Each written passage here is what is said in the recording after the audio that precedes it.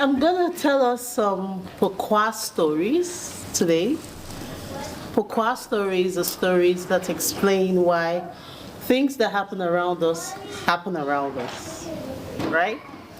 I'm gonna start firstly with why we have the sun and the moon living in the sky. And then I'm gonna tell us why the cats and the mice or mouse are always butting heads. And finally, I'm going to tell us why the fish lives in the water. And if you want, I can also throw in my famous chicken story of why we all eat chicken. Okay, so let's start. Why does the sun and the moon live in the sky? So here's what happened, right? Many years ago, the sun and the moon were married, and they were very good friends with water. And so the sun and the moon would always visit the water. They would have a good time, they'll spend some time, chat, go through social media, watch movies, participate in sports, just have a good time together. And this happened over and over and over again, but the water never visited the sun.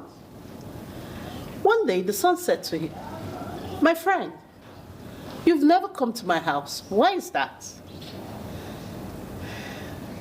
The water smiled and said, "Oh, well, where I come from, if I was going to visit you, I would have to come with my whole family. And I'm not sure your house can take us all. Maybe if you built a larger compound, we would all be able to come visit you." And the sun said, "That's okay, I can make it work." And so the sun went on building, building, and building, and built an even bigger house than we are in right now, right? Built a very big place and invited the water to come over. On the day of the visitation, the water got to the house and shouted at the sun and said, "I'm right outside. Do you want me to come in?" And the sun said, "Come in." And so the water came in and kept coming and kept coming. At this time, the water was at the knee length of the sun. And he asked, "Do you still want me to come in?" I said, "Sure, come on in." And the water kept coming. The fishes came in. All the animals in the water all followed the water. And they all kept coming until they pushed the sun and the moon up to the roof of the house. And the water said, "You know what? Maybe we should reschedule the visit. Maybe we should make this work some other time because there's really not enough room for all of us." And the sun said, "No, hold on, hang on a minute." And so he made a hole on the roof and said, "You guys can come up, come in, keep coming." And so the water kept coming and coming until eventually the sun and the moon landed in the sky. And that's why till today, the sun and the moon are still in the sky. They take turns in coming out, and while the water is here on land with us. Now, the second story, the cat and the mouse. They're always butting heads. How many of you remember the famous Tom and Jerry cartoon? Yes, there is a reason why that happens. Now, forget about all you have seen in the cartoon. This is the real story. So, the cat was a housekeeper, and the mice was a janitor in this big palace. They were very good friends, working really hard, and just making through life happily. They didn't have all that they would love to have, but they had all that they needed. They were working for a very kind king who was nice to them. It was the rat's wife's birthday, and the rat didn't have anything to give the wife. And so, thought to himself, what do I do today? What do I do? And then he remembered that they had a store in the palace where they had all sorts of presents that people would bring for the king, and the king doesn't need them. And so he thought it would be okay to go grab some presents there for the wife, who was also a servant in the palace. Unfortunately, the cat was the housekeeper and the storekeeper of where the presents are kept. At the end of each month, the king will usually take stock with the cat of all the presents that people have brought in. And so after the mouse or the rat, whichever you want to call it, took some of the presents for the wife's birthday, when they wanted to then take the stock, the king realized that some presents were missing. And so they started asking, where are the presents? Where are the presents? The cat was so embarrassed. And then the king was like, you didn't do your job well. You should know where everything is. We didn't give this thing out. Where is it? And so they checked the cameras and they asked questions and did some investigations. And they found out that the mouse took some presents for the wife's birthday.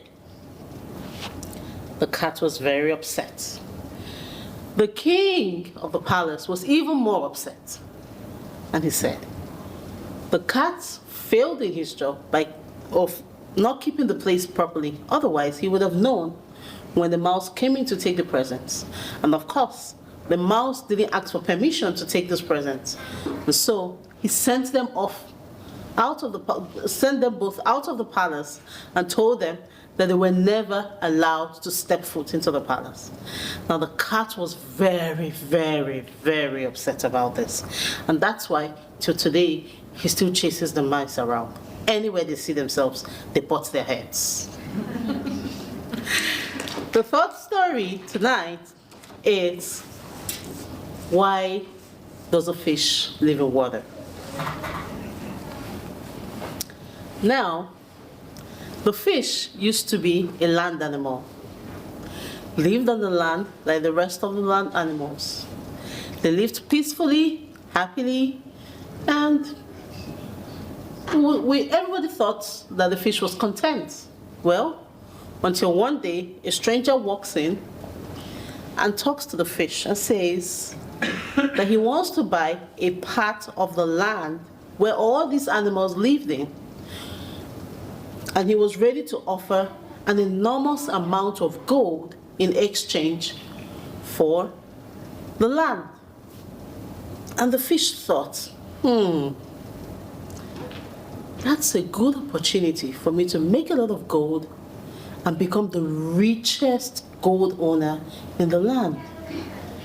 And so the fish sold a portion of the land where all the animals were living, a land that he did not own. He sold a portion of that land to the stranger and took all the gold in exchange for the land. And so on the day that the stranger was going to take over his land, he met resistance from the king's soldiers, the king's soldiers. They didn't let him come in. At the end of the day, they kept going back and forth. Oh, I paid for this land. Oh, no, the land was never on sale. Who told you it was for sale? We all live here. This is our home. You can kick us out. And all the back and forth went on until the king came out and said, hold on a minute. Why did you even think that the land was for sale in the first place? This is where we live. We can't give it up. And the stranger said, oh, no, but I spoke to the fish. And the fish said, he represented your kingdom. So I transacted with the fish and I paid heavy gold in exchange. So livid, king was angry, huffing and puffing, and he requested that the fish be brought to the palace to explain why the land that he had no rights over was sold by him. No one could find the fish. The stranger himself was also very upset because they thought to themselves, I paid heavily for this. If this is fraudulent, I might as well get my money back, right? Unfortunately, the fish got wind of this and decided to take a run. So he packed up his things, he took his family, and guess where they went to live in? I didn't hear you. Guess where they went to live in? The water. They went to the water to live in water because they thought that no land animal will be able to live in the water or get them there. Well, he was right. And so the king said, going forward, any day that we get the fish, we're going to have him for lunch. And that's why sometimes we eat fish. Sometimes some animals, some land animals, eat the fish. Thank you.